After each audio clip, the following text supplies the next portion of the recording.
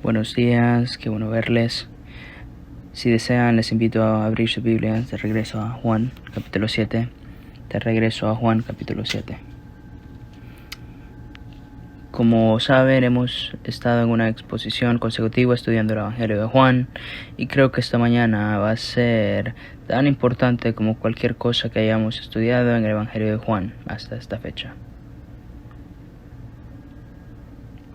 Creo que es importante recordar a veces cuando venimos a la palabra de Dios, cuando venimos a la iglesia, cuando venimos a reunirnos con el pueblo de Dios, que hay algunas realidades simples y obvias que podemos dejar de recordar. Y entonces es bueno pensar en ellos. Una de ellas es solo hay dos tipos de personas en el planeta Tierra. Dos. Estas son las personas que han escuchado el mensaje de Jesucristo y han tratado con Cristo, y quienes para ellos y han respondido con fe y salvados y han nacido de nuevo. Y luego están los que no han tratado con Cristo, no han respondido con razón al mensaje del Evangelio y están preparando para el juicio. Solo hay dos tipos de personas en el mundo, que podemos tener diferentes datos demográfica, podemos evaluar a las personas en variedades de estándares, todo eso es externo, todo es circunstancial, pero una cosa permanece: Dios mide los hombres de corazón. Hay dos tipos: el corazón que cree y el corazón que está en el estado de incredulidad. Solo hay dos tipos. Jesús lo dijo de esta forma en Mateo 12:13: el que no está conmigo está en contra de mí, o estás con el Señor o estás con otro, no hay tercer equipo. Estás con Él y no hay neutralidad. Si no estás con Él, estás en contra. No hay sentado en la cerca con el cristianismo verdadero. Y la pregunta que quiero hablar hoy es simplemente esta, de Juan capítulo 7. ¿Cuál es su respuesta a la persona de Jesucristo? Esa pregunta no es solo para ti, es para cada alma viviente que ha caminado sobre esta tierra. ¿Qué harás con Jesucristo? Noten, no dije ¿qué harán con el cristianismo? Es una expresión religiosa de las personas que han sido salvados por el Evangelio de Cristo y viven como seguidores de Cristo, verdaderos cristianos, regenerados por Cristo. No dije cuáles son los hechos, detalles del movimiento, ni si son evangélicos. No les pregunté si van a la iglesia, no les pregunté si han leído su Biblia. Han tratado con la persona de Cristo. Eso es lo que se trata. ¿Qué han hecho con Él? Juan capítulo 7 se trata sobre cuál es la respuesta de una persona cuando recibe a la persona de Cristo. Probablemente hayas escuchado la famosa frase de C.S. Lewis: ¿es Jesús mentiroso, lunático o Señor? Solo hay tres opciones, diría Lewis. Pero esa famosa línea no era en realidad originaria de Lewis, era de un predicador escocés de 1700-800, John Duncan. Y él dijo: cuando se trata de Cristo y cuando se cuenta de Él, tienes tres opciones. Él es un hombre engañado a la humanidad y es un fraude consciente. La segunda opción es que Él se ha engañado y engaña a los demás. Es un engañador o está engañado. Y la tercera opción es que si no es ninguna de esas cosas, entonces debe ser divino, Él es el Mesías, es el Señor. Le llama el trilema. Cuando nos acercamos a Juan capítulo 7 esta mañana, nos encontramos un pasaje bastante asombroso, porque los que nos trae Juan capítulo 7 es de contar con la pregunta: ¿qué hacen estos diferentes grupos de personas cuando tienen que encontrarse con la persona de Jesucristo?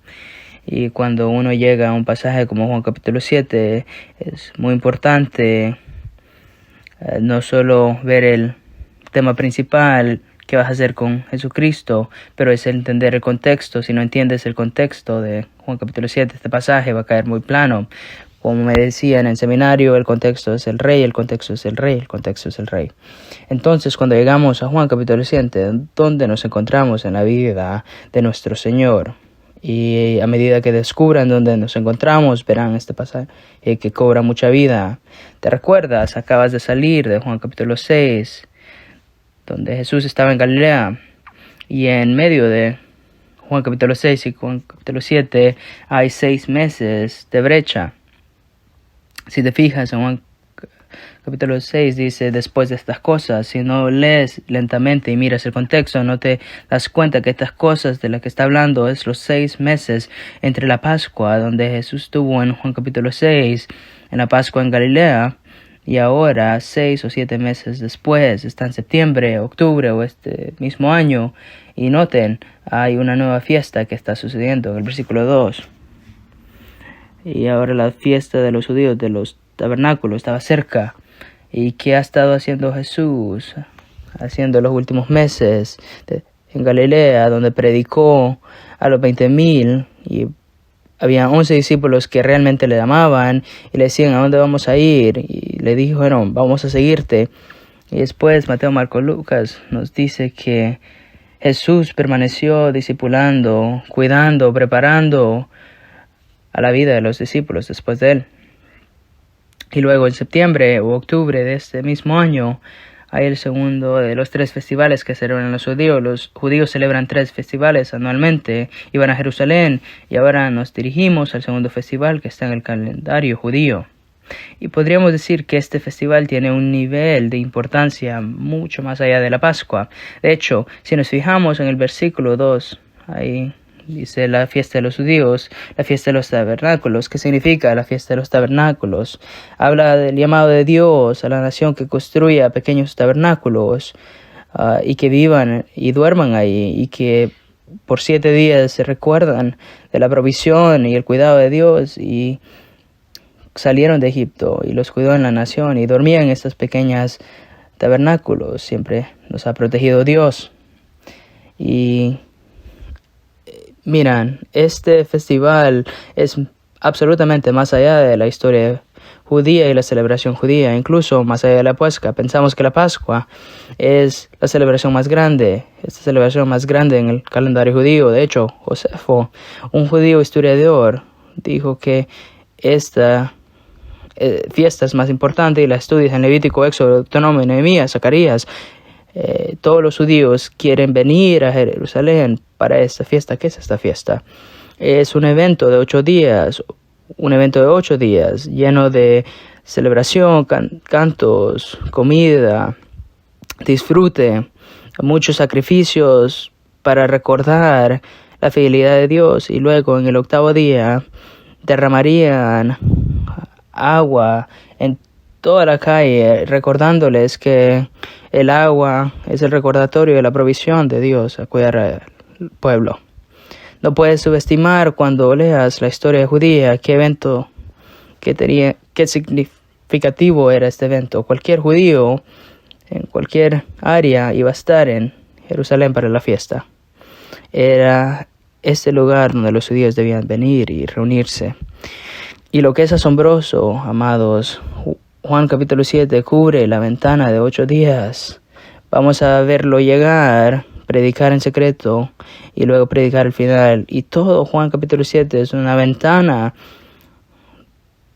donde le pregunta a 6 diferentes grupos, ¿qué van a hacer conmigo? Y lo que voy a hacer hoy, y que nos va a llevar muy rápido, es que voy a predicar todo Juan capítulo 7. Hay 53, 52 vamos a cubrir. Y en las semanas siguientes volveremos y veremos un montón de secciones diferentes. Pero la razón por qué necesitamos predicarlo todo es qué vas a hacer para preguntarnos qué vas a hacer con la persona de Cristo. Para ver todas las personas que se han reunido en Jerusalén para encontrarse con Él. Es asombroso si lo observamos. Nota en versículo 10. Pero cuando sus hermanos subieron a la fiesta, entonces él también subió, no abiertamente sino en secreto. Jesús llega el primer día en secreto. Vamos a hablar de eso un poco después. Ahora, note, Juan quiere que también veamos a Jesús en medio de la fiesta, versículo 14. Pero ya a la mitad de la fiesta Jesús subió al templo y se puso a enseñar. Llega el primer día en secreto y el tercer día a predicar. Ahora no quiero que pierdan el versículo 37, dice, noten el versículo 37, Jesús ya está predicando una vez más, y en el último día, el gran día de la fiesta, Jesús, puesto en pie, exclamó en alta voz. El escritor Juan del Evangelio nos quiere que veamos todos los días en esta fiesta, y va a ser su último momento grande, que regresa a Jerusalén y lo crucifican. Este es un momento significativo. Entonces, cuando piensas en el contexto, ¿qué vas a hacer con Jesucristo? Jesús está poniendo delante de los judíos, ¿qué vas a hacer conmigo?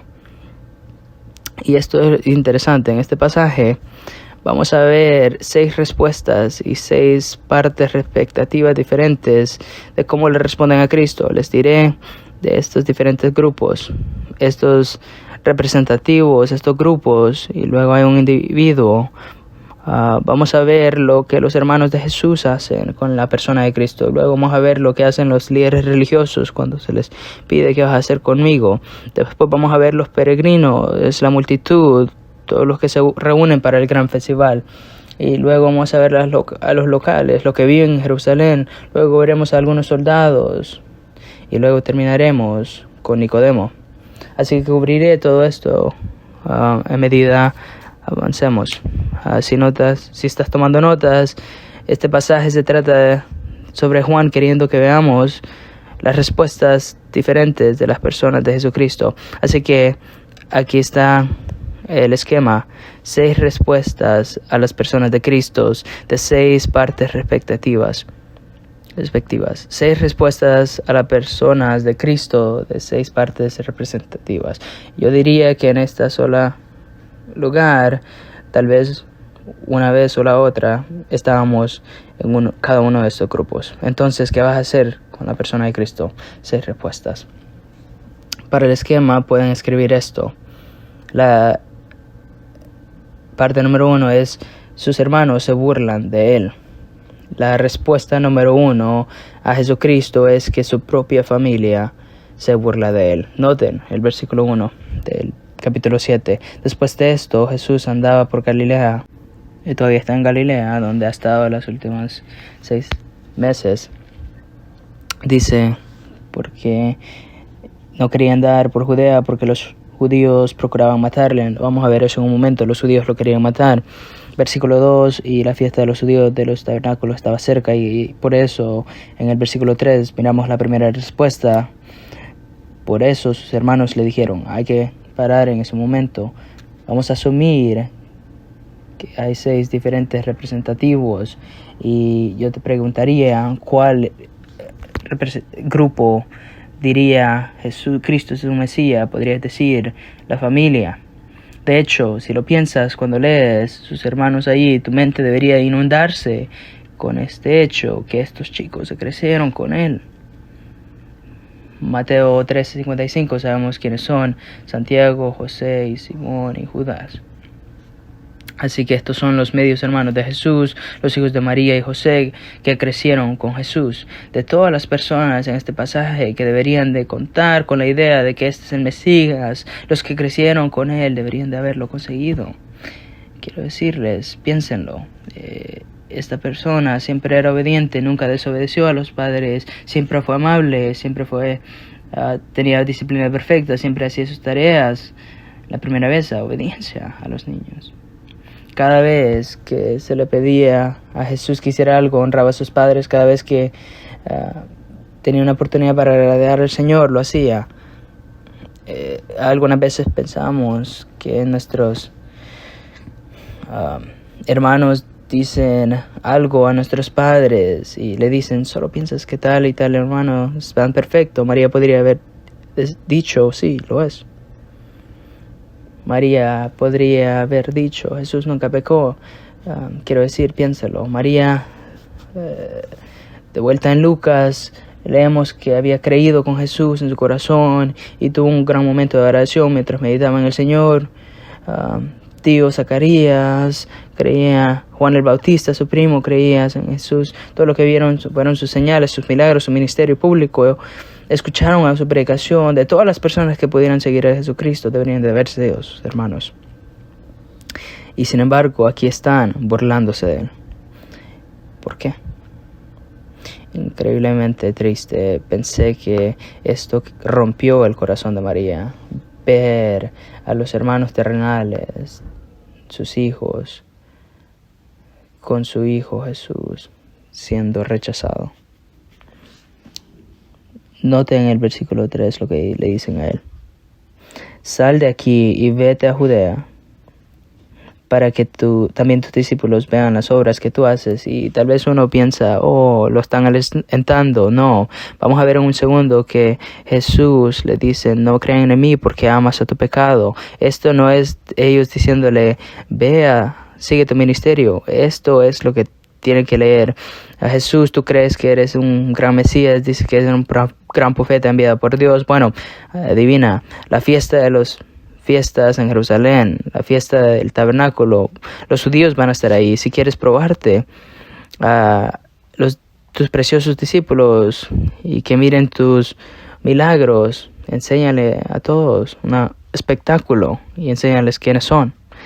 Y dicen, ¿por qué no harías eso? Cuando él mismo busca ser conocido públicamente, si dices realmente quién eres, enséñale al mundo por qué estás en un desierto de Galilea con estos 12 hombres. Ve y haz un gran impacto, Jesús. Y uno dice, ¿realmente son tan sarcásticos? Sí. Noten el versículo 5. Porque ni aún sus hermanos creían en él. Estaban llenos de incredulidad. ¿Qué tipo de incredulidad? Bueno, Jesús les dice, son mundanos y aman su pecado. Versículo 6. Entonces Jesús les dijo, mi tiempo aún no ha llegado. Y voy a hablar de eso después. Pero vuestro tiempo es siempre oportuno. El mundo no puede odiaros. ¿Por qué? Porque pertenecen a ellos. Porque a mí me odia. Porque doy testimonio que sus acciones son malas y porque el mundo te ama, tú tienes que ir al mundo. Yo no voy a ir a la fiesta porque mi tiempo aún no ha llegado. Podríamos deducir de eso que Jesús nos está dejando entrar en el hecho. Noten, versículo 7, el mundo me odia, no porque solo digo que soy Mesías, sino que porque llamo a su pecado. El mundo me odia porque les digo que son pecaminosos y necesitan un Salvador. Es como nosotros. Podríamos tener a alguien y tener tiempo y derramarle, compartir la verdad, enseñarle los proverbios, un vecino que no es salvo, les hablamos de los proverbios, de la crianza, de el verdadero amor de Dios, la gran teología de Dios, y dicen, esto es asombroso, y después comienzas a hablarle acerca de su estado actual, de Cristo, en una oposición y rebelión a Cristo. Romanos 5 dicen que son sus enemigos, Tito 3 dice que son esclavos a sus pecados. Uno le habla de su pecado y de la nada los odian. Las personas no odiaban a Jesús porque le dice, estoy aquí para salvarte, sino que lo odiaban porque les decían, eres pecador y necesitas un Salvador. Todos están bien con Jesús hasta que les dicen, arrepiéntete. Bueno, los hermanos de Jesús eran así. Me imagino que el hermano era más irritante, siempre viviendo un ejemplo piadoso frente a ellos, siempre viviendo la verdad. Y me imagino porque él les amaba, los llamaba por su pecado. Bueno, sus acciones eran realmente malvadas, me imagino codiciosos y celosos, probablemente una envidia, que sus propios hermanos no lo recibieron. Qué momento tan triste en los evangelios. Noten, sus hermanos suben sin él. Versículo 10. Pero cuando sus hermanos subieron a la fiesta, hay que parar ahí. El primer representante son sus hermanos. Y la pregunta es, esencialmente, ¿qué vas a hacer con Jesucristo? Y porque aman demasiado su pecado, no querían renunciar a él. Probablemente tenían envidia, codicia a Jesús, decían no creemos en ti y se burlaron. Jesús fue burlado por sus propios hermanos biológicos. Esa es la respuesta 1 por parte del representante número 1. Sus hermanos se burlan de él. Vamos a ver la respuesta número 2. Esta es la respuesta número 1. ¿Qué pasa con la respuesta número 2? Respuesta 2 van a ser los líderes religiosos y sus hermanos se burlan de él. Bueno, eso es decepcionante y desalentador, pero vamos a ver en el versículo 10. Pero él también subió no abiertamente, sino en secreto. En los primeros 3 o 4 días antes que predica, simplemente está entre la multitud y las personas se están preguntando, ¿va a venir Jesús? Y hay una comunicación en anticipación al futuro Mesías. Y ahora está este hombre que dice que es el Mesías, está aquí. Jesús decide que va a colocarse en secreto. Y lo que descubrimos es que inmediatamente en el versículo 11 los líderes religiosos quieren asesinarlo. Eso es un comienzo difícil. Los hermanos se burlan de él y los líderes religiosos quieren asesinarlo. ¿Cómo sabemos que quieren asesinarlo? Volveremos al capítulo 7, versículo 1. Al principio no quería subir ahí porque estaban tratando de matarlo. Y el versículo 11 dice nuevamente que estaban buscando, Juan capítulo 7, versículo 11, encontrarlo y estaban despertando a las multitudes. ¿No? En versículo 11. Así que los judíos, estos líderes religiosos, están buscando en una fiesta y decían, ¿dónde está? No solo estaban diciendo, Jesús, ¿a dónde estás? Queremos hablar contigo, sino que lo querían ver muerto. De hecho, el resto de los versículos dicen, el versículo 19, que lo querían muerto. Versículo 19 dice, al final, Jesús dice, ¿por qué procuras matarme? Versículo 25, dicen estos líderes. Algunas personas de Jerusalén decían, ¿no es este el hombre de los judíos que están tratando de matar? Y el versículo 32, los fariseos oyeron a la multitud, murmuraron y mandaron a los oficiales para arrestarlo y después que lo maten. Así que el primer grupo representativo que conoce son sus hermanos, se burlan de él. El segundo representativo que encuentra son los líderes religiosos y quieren matarlo. Este va a ser un tema en todo el resto de nuestro pasaje, pero es bueno pensar en eso. ¿Por qué lo hacen los religiosos? ¿Por qué los religiosos de Jerusalén quieren matar a Jesús? Porque, amados, recuerden esto. Dios hizo a todos adoradores. Tú y yo fuimos creados para adorar. Si no adoramos al único verdadero y viviente Jesucristo, vamos a adorar algo, vamos a adorarnos a sí mismo. Hay otra religión, cualquier otro movimiento, todo ofrecido, puede ser el hinduismo, budismo, católico romano, el roquismo, o cualquier religión que te suscriba. En el centro es la capacidad de exaltar al hombre. El hombre siempre es exaltado en toda religión falsa. El cristianismo, Cristo viene y les dice a estos líderes religiosos, necesitan negarse a sí mismo, tomar su cruz y seguirme. Necesitas derribar tus idolatrías de tu amor por el significado en las sinagogas, en el judaísmo, en tus falso sistema. Y les decía todo esto y lo odiaron por eso. Los judíos odiaban a Jesús porque era una amenaza para todo el significado, toda su identidad. Escucha, amado, cualquier movimiento por ahí, aunque tenga una declaración doctrinal o no, es una religión que adora y sigue una agenda. Esa religión, cuando Jesucristo entra en conflicto con eso, cualquiera de esas religiones querrán matarle. Es por eso que la persecución siempre ha llegado a la historia de la iglesia, cuando el señorío de Jesucristo se convierte en una amenaza para el movimiento. Estos judíos representan la respuesta a Cristo cuando el verdadero seguimiento de Jesucristo amenaza su religión. Así que estos son los representativos. Número 2. Los judíos quieren asesinarlo. Eso es lo que vamos a ver más adelante. Sus hermanos se burlan de él, los líderes religiosos quieren asesinarlo. Hay un tercer grupo. No solo sus hermanos que se burlan de él, los judíos que pretenden asesinarlo, pero ves este grupo en el versículo 12 y se llama la multitud. Nota en versículo 12. Y había mucha murmuración entre la gente acerca de él. Y están hablando y unos dicen es un hombre bueno y otros dicen no, extravia a la gente, y otros dicen no sé si es el Mesías, pero se mira como una buena persona, y otros decían es un falso maestro. Lo que quiero que miren en el versículo 12 es que habla de la gente. La gente es contrastada en el versículo 25. Aquí es donde quiero que se enfoquen, no quiero que se pierdan. La gente es contrastada con el versículo 25. Dice entonces algunos de Jerusalén. ¿Cómo es la gente diferente a las personas de Jerusalén? Vamos a ver en el versículo 25 que esas son personas que viven en Jerusalén, que pertenecen ahí, y ahora viene esta fiesta a celebrar con ellos. La gente que hemos visto es la gente que ha seguido a Cristo. Son de los falsos, los que están en medio decidiendo si van a seguir a Cristo o no.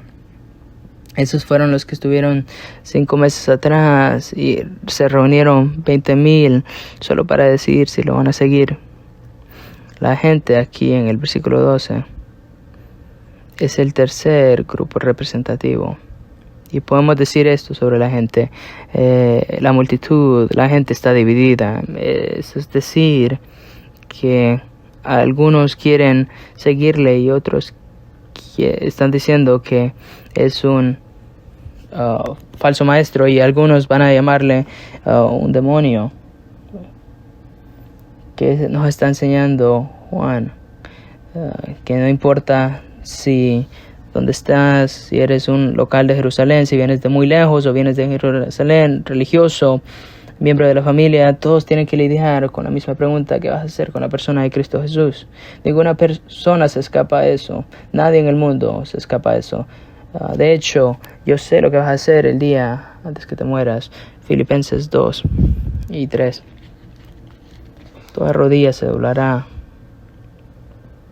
Y en el momento que uno se muera, si te arrodillas en la tierra o no, Jesús te requerirá sumisión en su trono de juicio. No te estoy diciendo qué vas a hacer después que te muera, sino qué vas a hacer con Jesucristo hoy. Antes que Él te requiera que te arrodilles, te vas a inclinar. Porque si estás aquí y piensas que nunca te vas a arrodillar a Él, sí, te arrodillarás, te caerás delante de Él y Él te requerirá que le adores.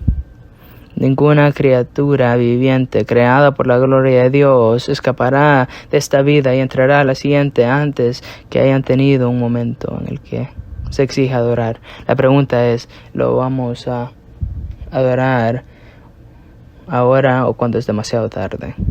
Juan capítulo 7 es cada esta persona siendo llamada para rendir cuentas. Algunos decían que era un buen hombre y otros divididos, y otros que extravia a la gente. Y uno piensa, tal vez las personas que pensaban que era un buen hombre, tal vez querían seguirlo, era casi cristiano. Bueno, había un costo, pero nadie quería hablar por temor a los judíos. El costo fue demasiado grande, y siguiendo a Jesús, ¿sabes lo que me puede costar en el templo? Y Jesús les dijo, sí, sé lo que te causaría, sé lo que te costaría seguir y sé lo que te costaría no seguir. Noten versículo 14 ahora. El tono empieza a cambiar.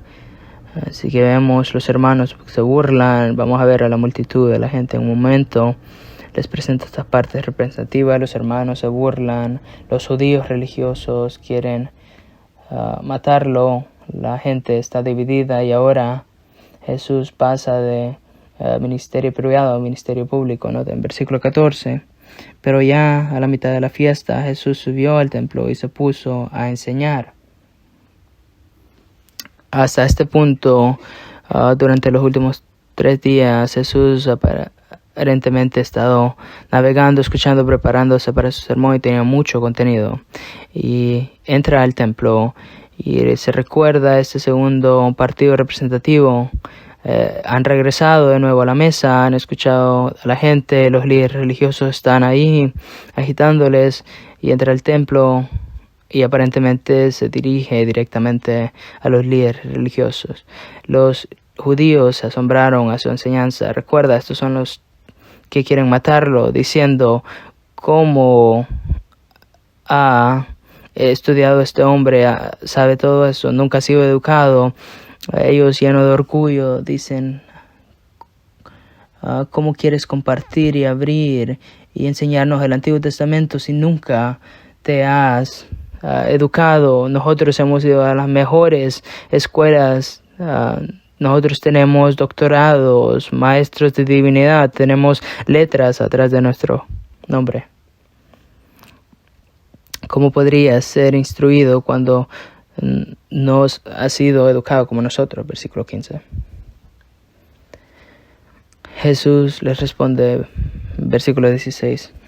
¿Sabes dónde vienen mis credenciales? ¿O por qué no fui a tus escuelas de rabínicas? Mi enseñanza no es mía, sino el que me envió. Yo salí del cielo. Creo que se lo califica. Entonces Jesús le respondió, mi enseñanza no es mía, sino el que me envió. Yo hablo en nombre de mi Padre. Si alguno está dispuesto a hacer la voluntad de mi Padre y responde, conocerá mi enseñanza, él amará mi enseñanza y sea de Dios. Si he hablado por mí mismo, el que habla por mí busca. Él es la verdad y no hay injusticia en él. ¿Qué ha pasado? Básicamente le dio sus credenciales. Estás preguntando. Amo lo que dijo R.C. Sproul. De hecho,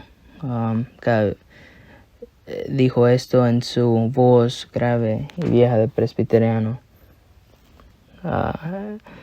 Los líderes judíos le preguntaron a Jesús dónde obtuviste tu título. Y le dijo, lo traje conmigo desde el cielo. Muy bueno. Versículo 19. Todavía le está hablando a ese grupo religioso. No os dio Moisés la ley, y sin embargo ninguno de vosotros la cumple. Ustedes afirman que son eruditos del Antiguo Testamento, incluso obedecer lo básico, pero no en su corazón no entienden esto. ¿Por qué buscas matarme? Y ahora no estamos sorprendidos por eso. Lo que es sorprendido es que la gente regresa. Recuerda a la gente, la multitud y los peregrinos, y luego tienes a tus residentes locales. Vamos a verlos en un momento. Bueno, aparentemente un grupo de gente que había unido y después dicen lo impensable, el versículo 19, y la multitud le dice, tú tienes un demonio. Eso no fue un buen movimiento. ¿Quién busca matarte? Jesús solo está articulando lo que ha sido hecho constantemente.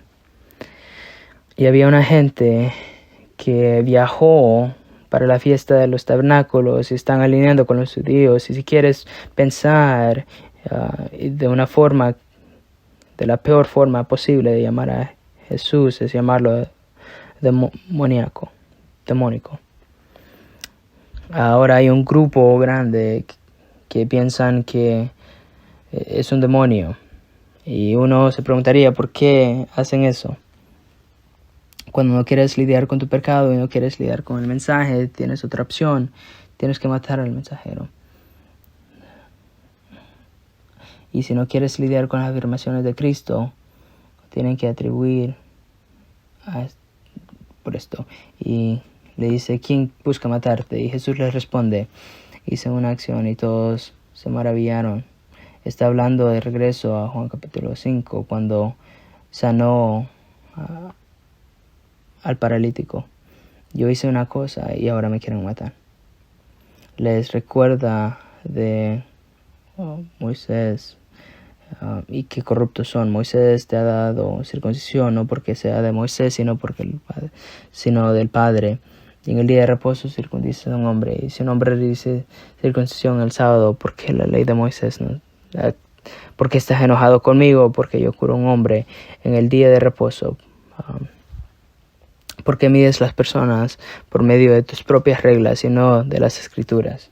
Ese versículo en Juan capítulo 7, 24, Jesús les dice: no juzgues por la apariencia, sino juzgar con juicio justo. Qué gran versículo. Les dice: si me van a evaluar y juzgarme, no miren a mis aspectos externos, no me juzguen por el judaísmo corrupto, no me juzguen por una mala interpretación del Antiguo Testamento, no me juzguen por las leyes adicionales que has puesto encima de la ley de la Torah, encima de la ley de Moisés, no me juzgues según la apariencia. Si me quieren juzgar, júzgame por medio de mis afirmaciones en contra de las Escrituras. Te digo, si estás aquí y no amas a Cristo, te desafío con lo mismo. Toma las afirmaciones de Jesucristo en las Escrituras y mídelas contra las Escrituras. No como te hacen sentir, no si te condenen, no si te gusten, no si hay algunas personas que son hipócritas. Bueno, si estás aquí, bienvenido, porque todo el mundo lucha con la hipocresía. Estoy diciendo que toma las afirmaciones de Cristo y las mides y las refutas las Escrituras y ves dónde sales. Uno de mis queridos mentores, Dr. George Zemek, era una mente brillante, era un ateo. Al menos pensó que era ateo. Los ateos piensan que son ateos, pero conciencia sabe que hay un Dios. Y decidió, como un joven, una gran mente en sus 20 años, y que iba a refutar las Escrituras, iba a tomar las afirmaciones de Cristo, iba a tomar las Escrituras, iba a medirla contra todas sus afirmaciones e iba a mostrar cuán falibles y tontas eran las afirmaciones de Cristo. Así que tomó sus notas y leyó la Biblia 3 veces y todavía no tenía notas. Y después dijo: voy a ver el Nuevo Testamento, y leyó el Nuevo Testamento 4 veces más para refutar la declaración de Cristo, y todavía no tenía nada escrito, y terminó y se convirtió. Por el resto de 55 años entrenó a los hombres del ministerio. Pero si tomas las afirmaciones de la Escritura, si mides, mirarán que él tenía razón. Ahora, si toda esa escena no era caótica, tienes a los líderes religiosos que quieren matarlo, tienes a la multitud que se ha unido, llamado un demonio, algunos, y Jesús está predicando, y de la nada tenemos a los locales de Jerusalén que hablan, versículo 25. Algunas personas de Jerusalén entran y dicen: no es este al que procuran matar, él ha abrido. Versículo 26. ¿No será que en la verdad los gobernantes reconocen que este es el Cristo? Y uno se puede preguntar, tal vez consideran a Cristo. Y en el 27 dice: sin embargo, nosotros sabemos de dónde es este, pero cuando venga el Cristo nadie sabrá de dónde es. Había esta idea de que Cristo iba a aparecer de la nada, y malinterpretaron los pasajes del Antiguo Testamento, que no iban a ser en Belén. Los locales son escépticos, los hermanos se burlan de los líderes religiosos, quieren asesinar, las multitudes se dividieron. Los locales son escépticos, decían: yo sé dónde eres, vienes de Galilea, crees que eres un Mesías, no eres un Mesías. Y Jesús absolutamente los ilumina. Versículo 28. Y Jesús exclamó en alta voz: ¿qué está haciendo Jesús? No pierdan eso. Lo siento. 14. En el versículo 14 llegó al templo y empezó a enseñar. No pierdan eso. Y en el versículo 27 empieza a exclamar, 28 exclama. La última vez que miramos esta palabra para exclamar es la palabra que es usada como un chillido. Jesús ya no está hablando a estos locales enseñando, sino está predicando, está clamando en el templo. Es como ver al Señor de la gloria para pasar en la enseñanza del cielo justo y comienza a predicar. Está predicando a los líderes religiosos, está predicando a los escépticos. Y noten lo que dice en el versículo 28. Vosotros me conocéis y sabéis de dónde soy. Yo no he venido por mi propia cuenta. Están actuando como que no han escuchado mis predicaciones, conocen la verdad, pero la están rechazando. No he venido de mí mismo, pero el que me envió es verdadero. Los locales están llenos de incredulidad. No saben los judíos religiosos que están llenos de incredulidad. Versículo 29. Pero yo le conozco porque procedo de él y él me envió. Esto es asombroso. Piensen que es caótico. Ahora, versículo 30. Y vienen a aprenderle. Muchas personas piensan, se reúnen y quieren aprender a Jesús.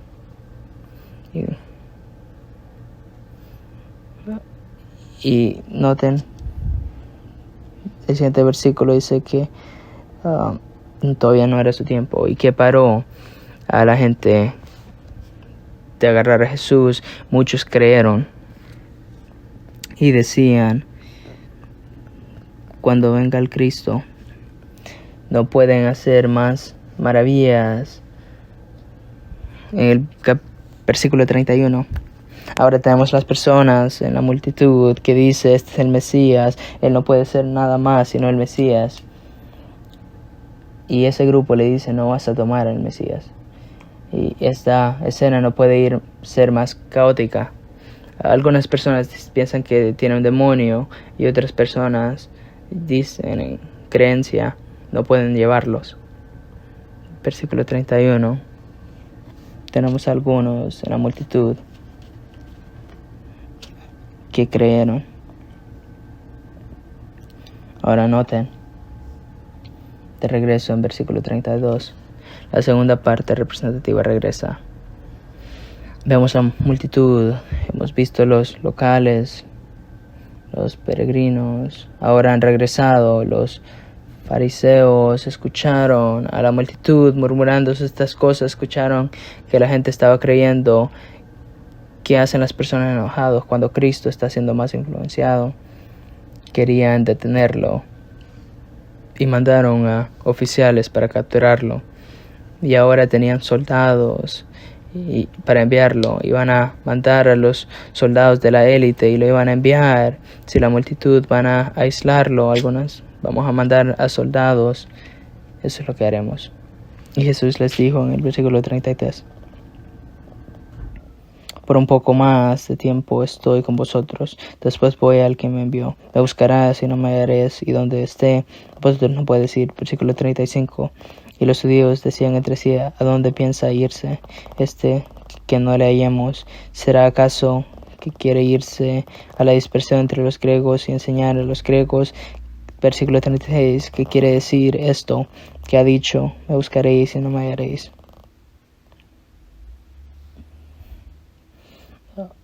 Asombrosamente, amados, vamos a ver esto la siguiente vez. Hay un pequeño tiempo en el 36 y en el 37. Estos judíos están en un estado de incredulidad. La multitud está dividida. Algunos creen, algunos piensan que es demonio. Los locales de Jerusalén son escépticos y los hermanos todavía están rechazándoles. Y hay unos días, antes de terminar, aparentemente Jesús regresa unos días después y decide predicar. Noten versículo 37. Y en el último día, en el gran día de la fiesta, el gran día de la fiesta, Jesús, puesto en pie, exclamó en alta voz: Les dije algo en el principio, en el último día de la fiesta. Fue el derramamiento de agua, estos recordatorios de familia y familia y sacerdotes, y la agua iba a cubrir las calles y cantar y decir: el agua está saliendo, es representante de la gracia de Dios, y Jesús es el predicador más grande del mundo. Y si quieren hacer eso, yo voy a predicar en el agua. Y Jesús se puso de pie y gritó apasionadamente.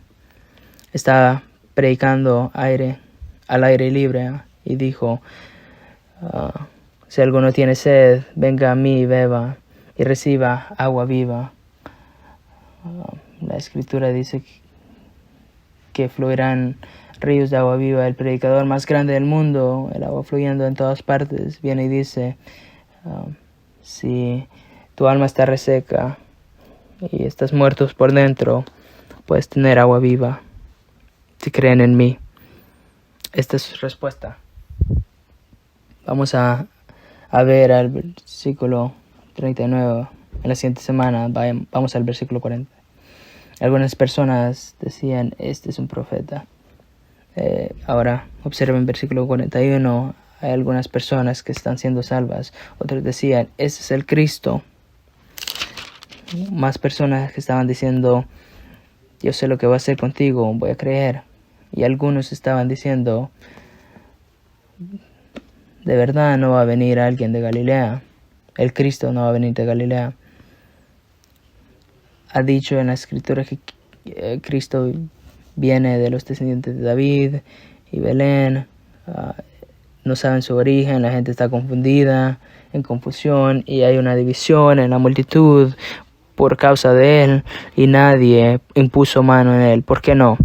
La siguiente vez era la multitud, ahora ¿qué los va a detener? ¿Recuerdan esos soldados? Les dije que tienen sus hermanos de Jesús que se burlan de él, los líderes religiosos quieren matarlo, los peregrinos son de esta multitud están divididos, los locales están escépticos, y ahora tienes el quinto representante, los oficiales. ¿Qué van a hacer los oficiales con Cristo? Están pensando: podríamos alinearnos con él y no contigo. Así que Jesús está controlando a cada uno en este momento. Noten el 46. Jamás ningún hombre ha hablado como este hombre. Estamos considerando si él va a ser el Mesías. Estamos preguntándonos qué vamos a hacer con Cristo. No vamos a seguirlos a ustedes. Ese es el quinto grupo representativo. Estos son los soldados que consideraron seguirle. Sus hermanos se burlaron de él. Los líderes religiosos quieren matarle. La gente está dividida. Los locales son escépticos. Los oficiales están decidiendo arrepentirse y seguirlo. Y en el versículo 50 vamos a ver a Nicodemo.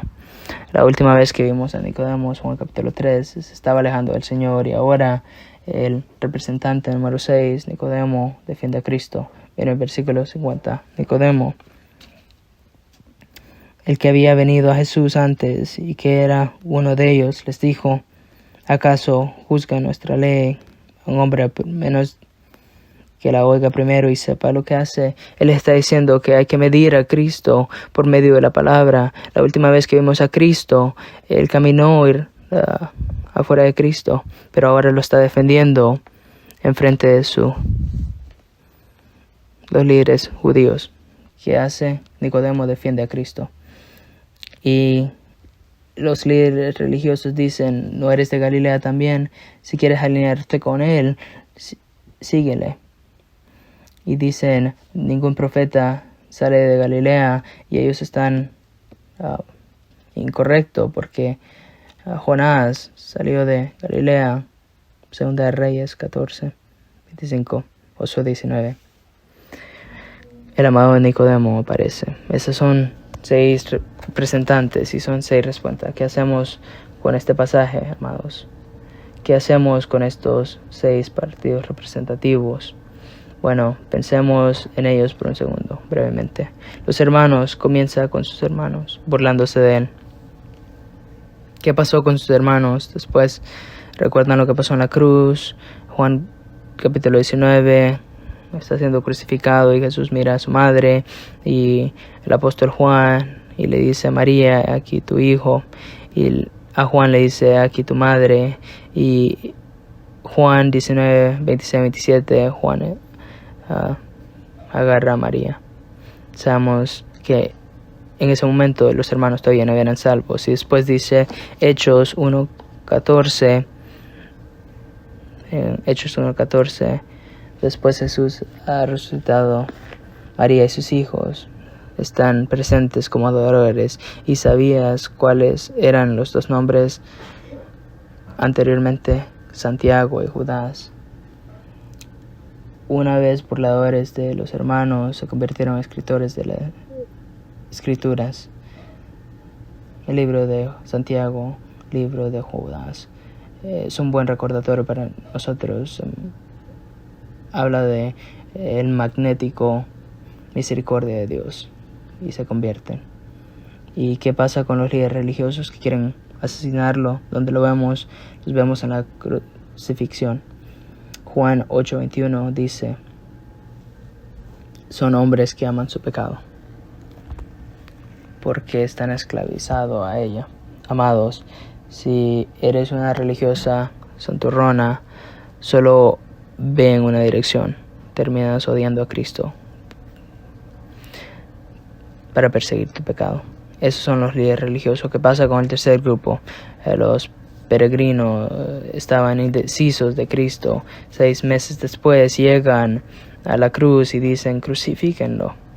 Supongo que la advertencia de la multitud es esta: no hay neutralidad en seguir a Cristo. Si te sientas en la cerca por un tiempo suficiente, terminarás dejando a Cristo. Vas a inclinarte ante Cristo, terminará uniéndote a las masas que se opongan a Él. ¿Y qué pasa con los locales? Eran escépticos, se burlaban de Jesús hasta el momento final. Si tiene escépticos, terminarás en incredulidad. ¿Y qué pasa con los oficiales? Bueno, Marcos 16, Marcos 14, Mateo capítulo 8, dice que vemos un soldado ser salvado, y en Marcos 14 miramos a los soldados burlándose de él y golpeándolo en la crucifixión. Y todavía hacemos la pregunta: ¿qué vas a hacer con los soldados? Y luego miramos a Nicodemos, el dulce Nicodemo, en Juan capítulo 7, está defendiendo a Cristo. ¿Y dónde lo vemos después? Juan 19, 18 al 42, él aparece como un adorador para preparar a Cristo, quien ha sido crucificado, y ni se había dado cuenta que había resucitado. Nunca te rindas en la gente. Nicodemo comenzó como un rechazador de corazón duro, y Dios lo iluminó lentamente. Amados, tenemos soldados en nuestra vida, multitudes en nuestra vida, tenemos gente locales, Nicodemos,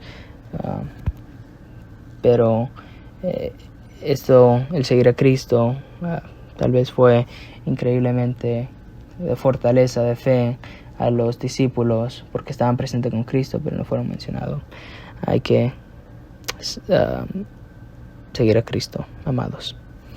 Hay que orar. Señor, gracias por Juan capítulo 7, gracias por unos fantásticos 8 días, Señor, que crezcamos en santidad personal. Tal vez si hay alguna persona que nos preguntemos qué haremos con la persona de Cristo, donde quiera que estén, ayúdalos a caer y arrepentirse, amarte y recibir agua viva. Te amamos, Señor, te agradecemos mucho. La verdad, la historia, una vez éramos un Nicodemo, un líder religioso santurrón, y nos encontramos con la misericordia magnética donde nos atrajiste. Queremos adorarte, porque si no fuera por tu gracia todavía rechazaríamos. Así que te damos gracias por eso, Señor, y tu nombre, amén.